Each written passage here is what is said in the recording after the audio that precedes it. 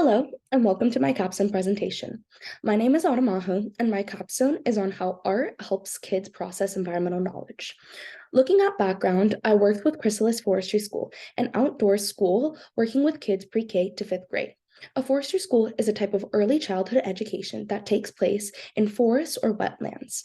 I wanted to work with kids as I feel comfortable around them with my past teaching experiences. Having kids grow up not knowing about climate change or that they are unaware of the impacts they make on the environment is a big issue that can easily be eliminated. My research project was focused on environmental education, a way to keep a way to connect to future generations and create a framework for teaching methods. New practices are still being established with community efforts and educational data to support effective and meaningful learning strategies. This research seeks to understand how forestry schools, as educational spaces, can help students understand the environment more deeply through the use of data analysis. My research question was, how will the influence and value of art in environmental education affect youth and their relationship with nature? This research project was very exciting as I have a great connection with children and have a passion for teaching youth that they are the future and we all have the responsibility to take care of the earth. In order to answer this question, I made an annotated bibliography for 10 sources related to environmental education, forestry school, and using art as a teaching method. My internship was working with Chrysalis Forestry School as an assistant teacher. I would collect data regarding if art can make a difference in supporting children to digest environmental knowledge. I did this research due to the current issue of children growing up not gaining an understanding of where the health of our planet stands through our current education system, in turn hindering their sense of environmental stewardship.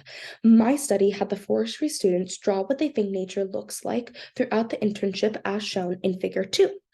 I took those drawings and analyzed the biotic and abiotic properties into a survey, then into a graph.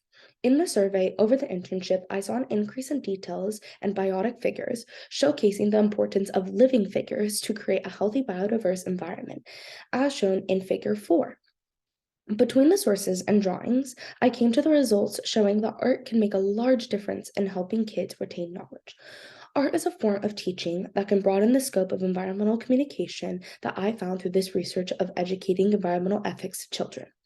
Through a mixed methods approach of art along with an analytical method of surveys, this together gave me the most effective summary of the research that looked into the scale of environmental consciousness the students had when drawing their art and looking at the patterns of changes throughout the course length. The findings of this research are primarily meant for Chrysalis Forestry School, an outdoor school that can use the implications of art to make a difference in retaining environmental knowledge to directly benefit the students. These implementations can bridge the gap between the outdoors and art and allow educational resources to reach a wider audience.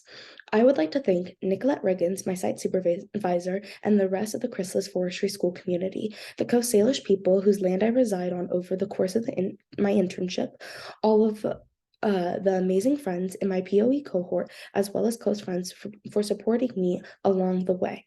Most importantly, my lovely parents for always seeing the best in me. Thank you for listening. Are there any questions?